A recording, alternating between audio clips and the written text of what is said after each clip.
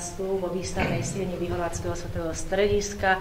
Stretli sme sa na vernisáži okresnej postupovej súťaži amatérskej fotografie, ktorá nesie v tomto našom základnom regionálnom kole v Záhlaví meno jedného z najvýznamnejších slovenských amatérskych fotografov Roberta Špilmana.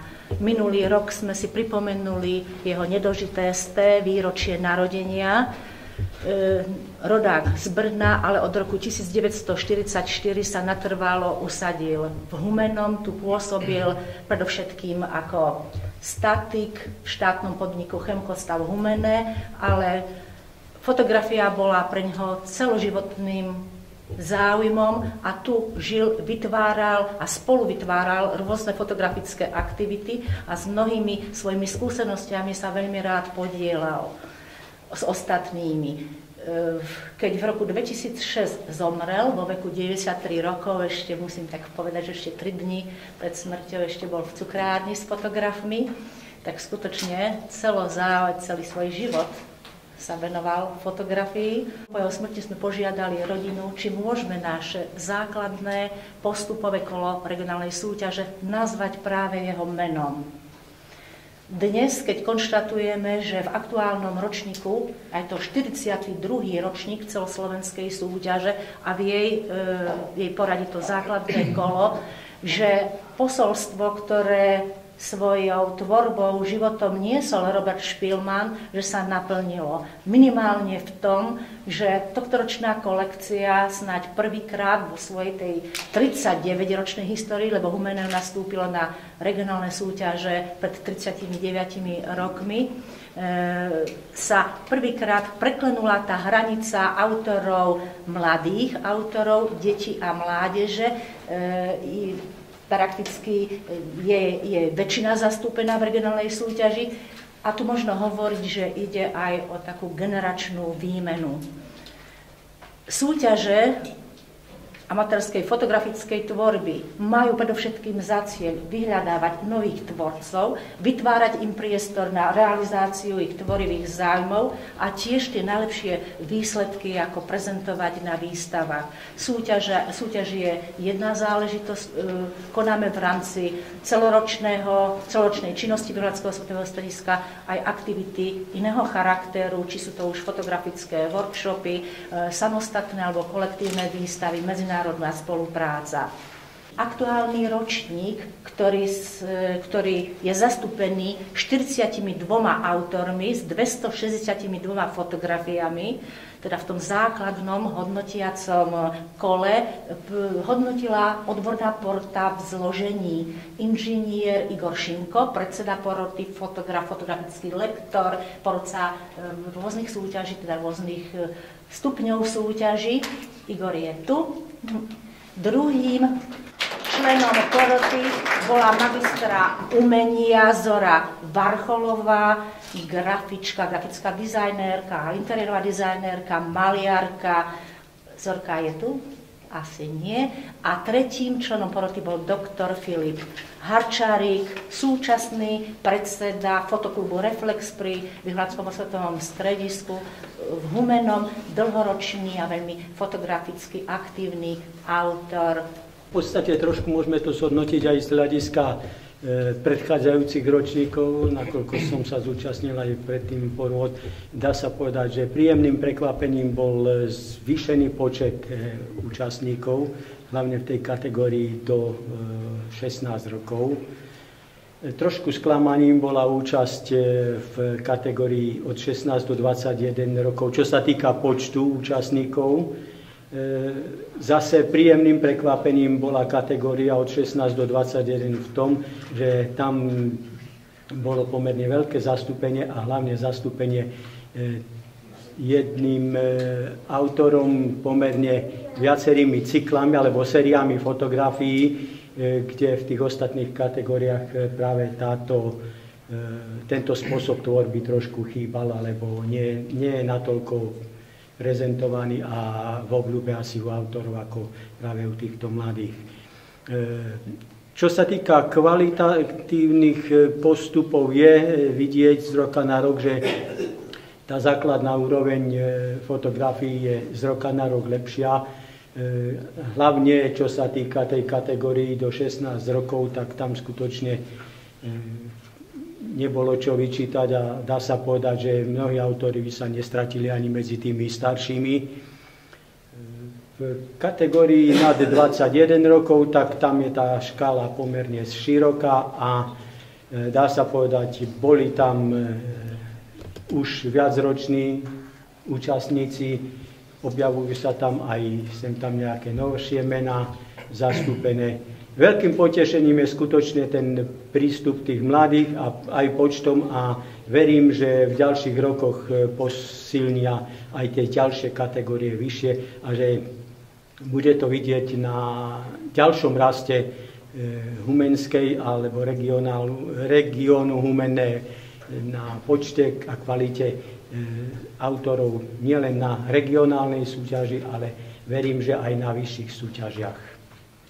Alžbetka Dlugošová, 15-ročná z Humenného, cena za vystavený súbor fotografií Hra svetla 1 na dne, Zamrznutý život, Rodinka tieňov 2. Alžbetka Dlugošová. Ďalšou cenou v tejto kategórii získali za fotografie Život a chuť do života Timotej Janko, 15-ročný zo Sniny. Tretiou cenou získal za fotografie V žiari svetiel a Kvapky radosti 2 Boris Fecenko, 14-ročný z Humenného. Nová tvár.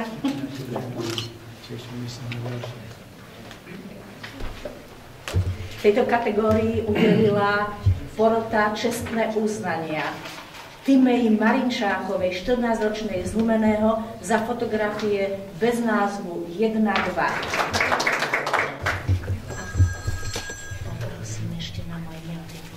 Ďalším čestným uznaním za fotografie Svetlo pre auto a chytanie svetla získala 11-ročná Klára Čiefová z Humenného.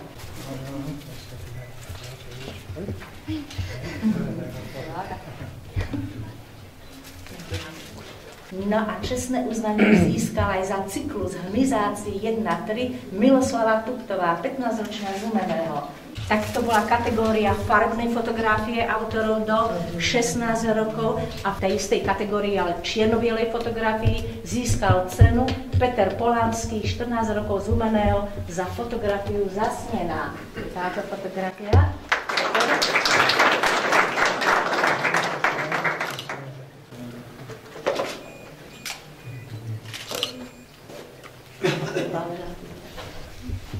Kategória skupiny autorov do 21 rokov vo farebnej fotografii získal cenu za cyklus Simplicity, jednoduchosť 1-4 Lukáš Miško, 18 rokov z Humenného.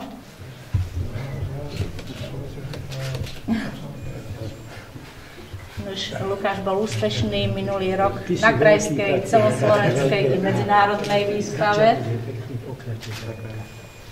Nuž a niektorí tu zostanú ako na Praskom orloji, stoj, lebo je to aj cena v čierno-bielej fotografii za cyklus, za fotografie z cyklu Mil 2, Mlyn 1-2. Takže...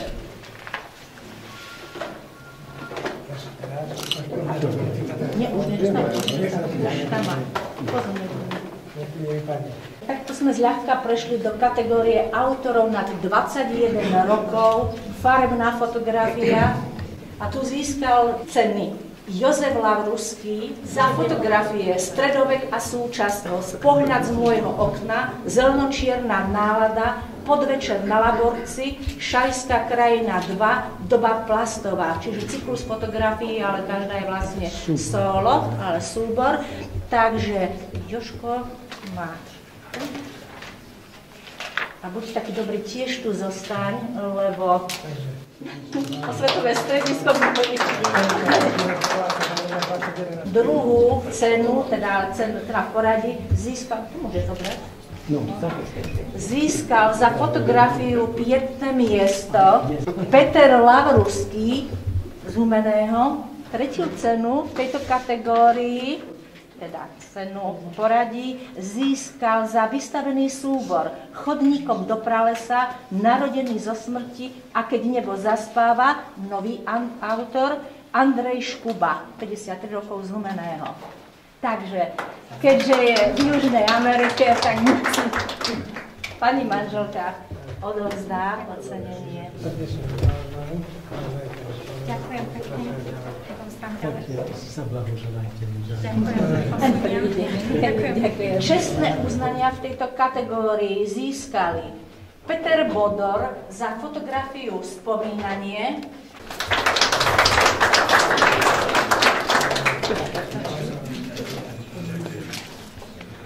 a Vladimír Weiss za fotografiu Odložený. Vlado Weiss. A tiež tu zostaň. A zostaň tu.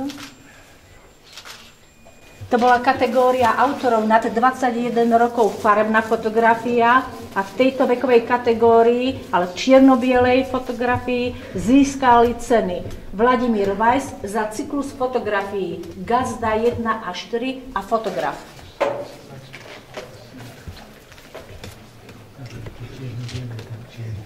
V tejto kategórii čierno-bielej fotografie získal cenu za fotografie z cyklu Symboly doby 2, 3, 4 Jozef Lavruský.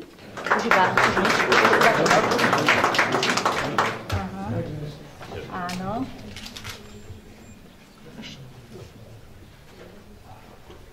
A za fotografiu Eskalátor cenu Peter Bodor.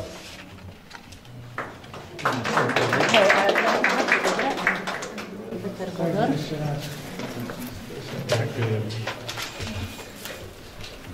Boli udelené aj 3 čestné uznania v kategórii čierno-bielej fotografie nad 21 rokov a tie získali Michal Čekan za fotografiu Za svetlom, nový autor,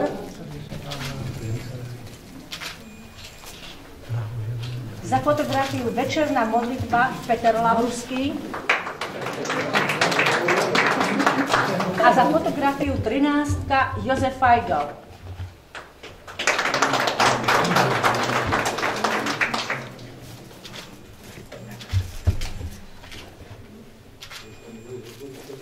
Tento rok Národno-svetové centrum vyhlásilo aj tematickú kategóriu Voda.